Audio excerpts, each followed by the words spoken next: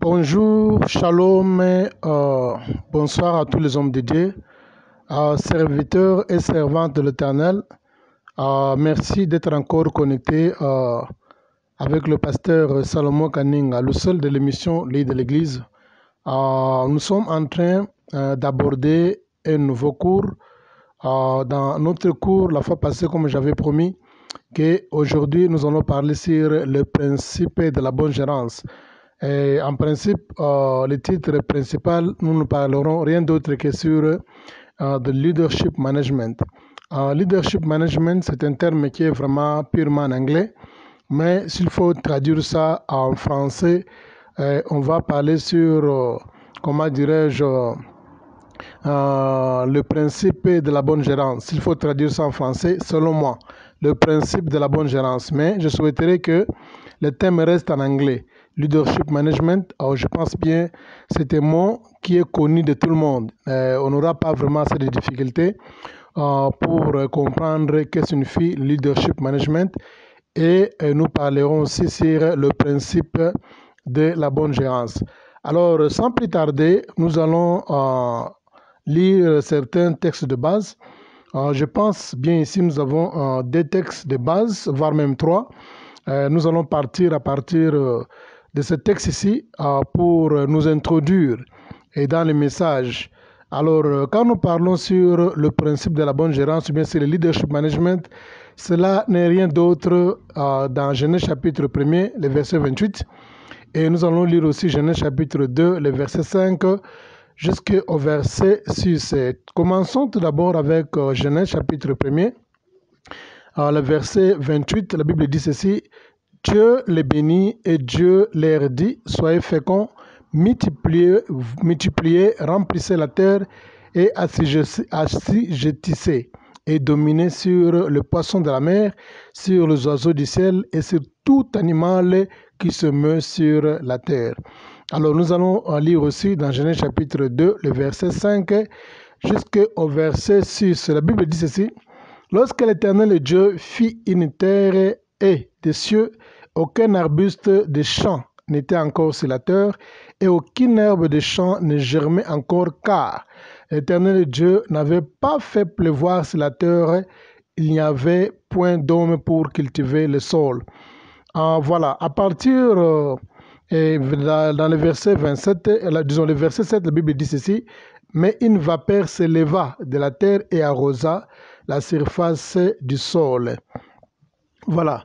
À partir de ces deux versets, c'est là nous avons tiré notre nouveau cours sur le principe de la bonne gérance ou bien le leadership management.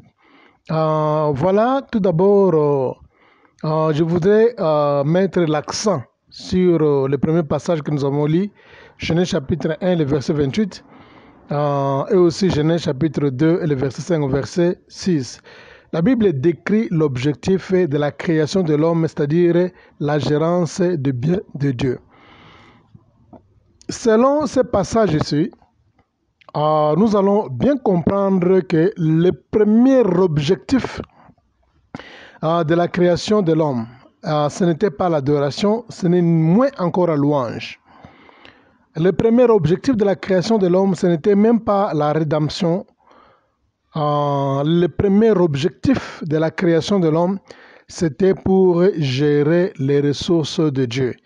La Bible dit quand Dieu avait créé l'univers, s'il faut parler en termes de la terre, quand Dieu avait créé la terre, la Bible dit Dieu ne permetta pas que tout ce qui était sur la terre puisse croître pour puisse pousser. La Bible est claire. La Bible dit aucune herbe de champ ne germait encore, car l'Éternel Dieu n'avait pas fait pleuvoir sur la terre et il n'y avait point d'homme pour cultiver la terre. Dieu, en principe, Dieu avait arrêté la croissance de toute arbure, bien de toute herbe du champ, et Dieu avait empêché, Dieu avait arrêté la croissance. Dieu voulait que les choses restent d'une façon stable.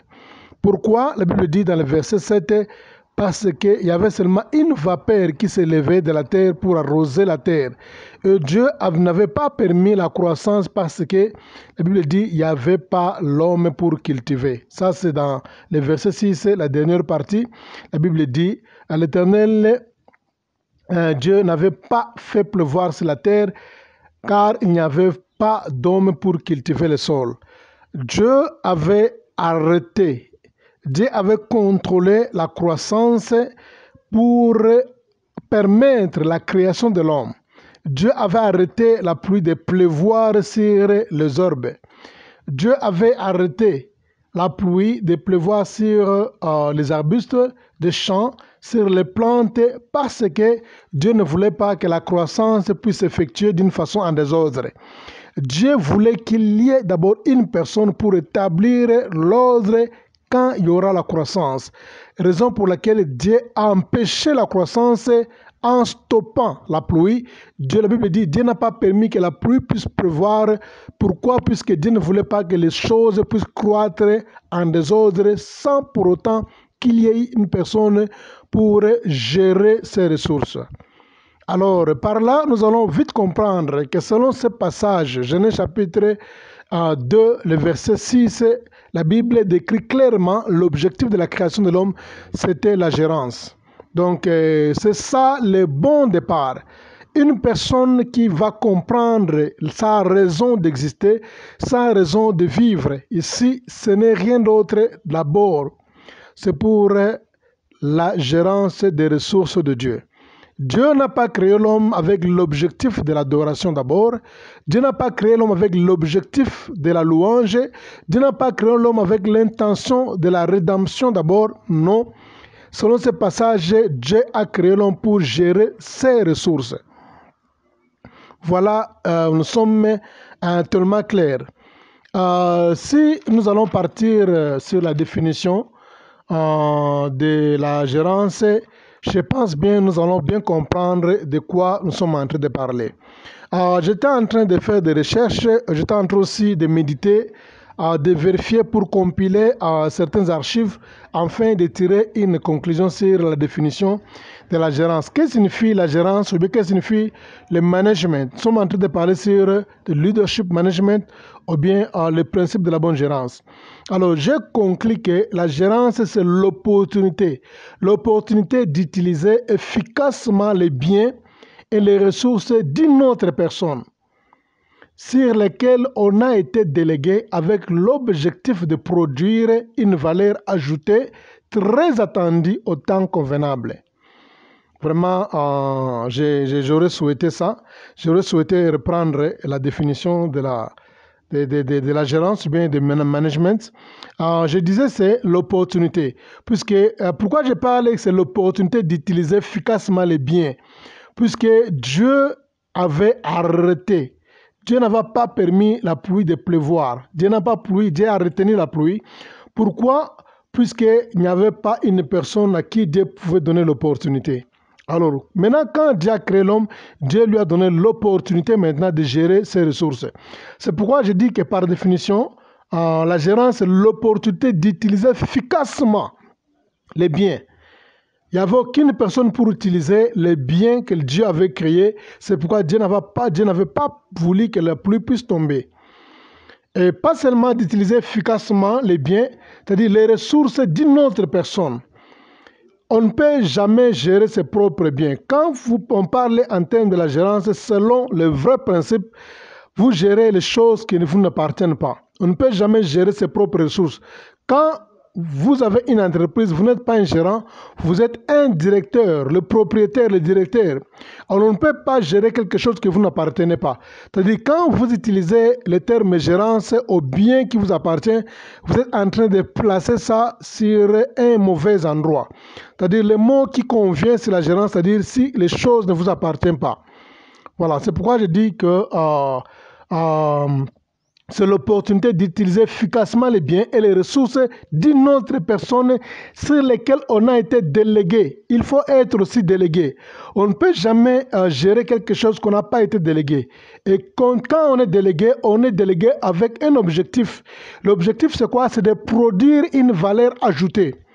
Donc, à chaque fois quand on confie la responsabilité de la gérance à un individu, c'est-à-dire le propriétaire, bien le directeur, il s'attend à une valeur ajoutée. Vous devez placer une valeur ajoutée par rapport aux choses qu'on vous a données.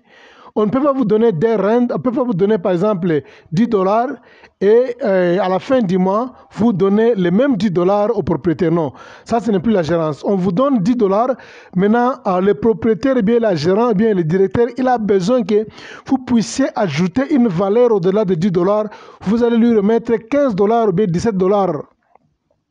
Donc vous devez produire quelque chose en plus. Et nous, la Bible dit ici, est très de valeurs qui sont ajoutées, très attendues, au temps convenable. Et aussi, il y a une période qu'on fixe. Quand vous gérez le bien d'autrui, eh bien le bien d'une personne, on vous donne aussi le délai. Il y a un délai. On ne peut jamais gérer quelque chose à l'éternité. Donc, chaque valeur ajoutée que vous devez placer aux choses qu'on vous a établies, on vous donne aussi un délai. C'est-à-dire, dans un tel délai, on a besoin que vous puissiez atteindre ce chiffre ici. Voilà, alors, pour terminer, je vais répéter encore maintenant la définition pour la meilleure compréhension. Puisque quand on ne comprend pas la définition de management ou de la gérance, vous n'allez pas comprendre le reste du message. Parfois, je fais des répétitions sciemment, sachant que les gens qui suivent mes audios n'ont pas le même niveau spirituel, ils n'ont pas les mêmes compréhensions au pluriel. Voilà, alors il faut, du fait que j'insiste, ça peut permettre la bonne compréhension, même les gens qui sont vraiment plus bas dans la compréhension ou bien selon les rangs que Dieu les avait appelés au ministère. Alors, je suis en train de reprendre la définition de management et bien la gérance. Je disais, c'est l'opportunité d'utiliser efficacement les biens et les ressources d'une autre personne sur lesquelles on a été délégué avec l'objectif de produire une valeur ajoutée et très attendue au temps convenable. Voilà, c'est un peu ça la définition de la gérance ou bien de management. Alors, nous allons maintenant insister sur du fait que on dit c'est le bien d'une autre personne, ou bien les ressources, ou bien les biens d'une autre personne, sur lesquels on a été délégué. Maintenant, Dieu avait créé la terre. La terre appartient à l'Éternel, absolument. Il n'y a pas un morceau de terre qui appartient au diable. Depuis la création jusqu'à aujourd'hui, Dieu a le full contrôle de la terre et toute chose lui appartient. Il n'y a aucune chose qui appartient à l'homme, ni même au diable, ni même aux anges, ni même aux gens déchus. Alors Dieu, ayant compris qu'il avait des ressources qu'il avait créées, il avait des biens qu'il avait créés, il avait des valeurs qu'il avait créées, il devrait avoir une personne pour gérer ses ressources. Raison pour laquelle Dieu n'a pas voulu relâcher la pluie, puisqu'il voulait avoir un responsable qu'il doit établir pour gérer ses ressources. Quand nous allons lire dans Psaume chapitre 24, le verset 1er, nous allons encore lire dans 1 Corinthiens chapitre 10, le verset 26, et pour terminer, on va encore lire dans Psaume chapitre 24, le verset 2. La Bible parle sur le même langage. Quel est le langage de Dieu ici? Le langage est tellement simple. Les 3 versets que j'ai donnés parlent sur un même terme. La Bible est claire, on dit, c'est à l'Éternel qui appartient la terre avec tout ce qu'elle contient, le monde avec tous ceux qui habitent. Donc, le verset que je vous ai donné là, Psaume 24, 1 Corinthiens 10, 26, Psaume 24, 2. La Bible est en train de décrire clairement que la terre appartient à l'Éternel avec tout ce qu'elle contient et avec tous ceux qui habitent. Donc, pas seulement les ressources qui appartiennent à Dieu, même les gens qui habitent appartiennent à l'Éternel Dieu. Dieu a le full contrôle, il a sa main. Il n'y a aucune étendue de la terre appartient au diable. Il n'y a même pas un hectare, même pas un centimètre, même pas un millimètre de la terre appartient au diable, ni même à l'homme. Dieu a toujours le contrôle sur toutes ses ressources jusqu'à aujourd'hui. Donc rien ne peut s'échapper au contrôle de l'Éternel Dieu.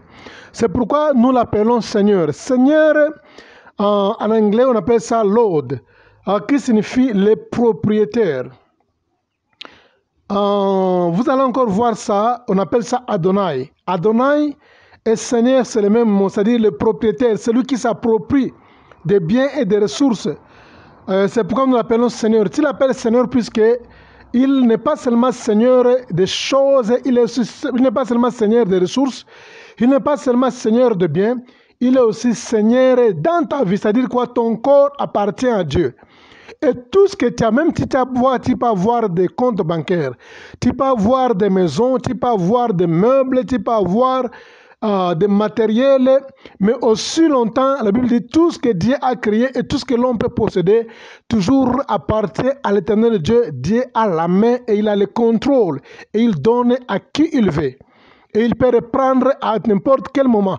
Dieu donne, il peut aussi reprendre les mêmes choses qu'il a données pour confier ça à une autre personne. Quand quelqu'un doit comprendre que tout ce qui lui appartient, tout ce qu'il achète ne lui appartient pas, c'est appartient à l'éternel Dieu, comme la Bible décrit, selon les versets que vous a donnés, alors il aura à craindre l'éternel Dieu. Alors, nous l'appelons Seigneur puisque ça signifie que le propriétaire de toutes choses. On appelle aussi Adonai. Adonai signifie le propriétaire aussi. D'ailleurs, en portugais, puisque je connais aussi le portugais, en portugais, si quelqu'un a des biens, on l'appelle dona. Dona, c'est-à-dire quoi? Ces choses appartiennent à tel individu. Le propriétaire d'une chose, on l'appelle en portugais dona. Et ce sont des mots qui sont familiales, qui signifient rien d'autre que le maître. C'est-à-dire quoi? Le propriétaire des choses. Hein? C'est pourquoi vous allez voir dans la Bible, quand le Seigneur voulait monter sur l'anneau, Dieu a dit que non. Si on vous demande qui vous envoyez, vous allez dire que non, dis-le que le maître nous a envoyé. Le maître signifie Adonai, qui signifie le Seigneur, le propriétaire de tous les biens. Il a la main sur toutes choses. Il envoie les disciples pour prendre un chameau qu'il doit monter, et le chameau qui appartenait à une autre personne, et cette personne-là, en principe, par définition, il était comme le gérant du chameau. Mais Dieu qui a créé toutes choses, qui a créé les biens, qui a créé les ressources, il a toujours la main sur toutes choses, il est Adonai. Voilà, nous allons terminer ici avec notre première séance et nous allons continuer la suite de la deuxième séance. Que le Seigneur vous bénisse.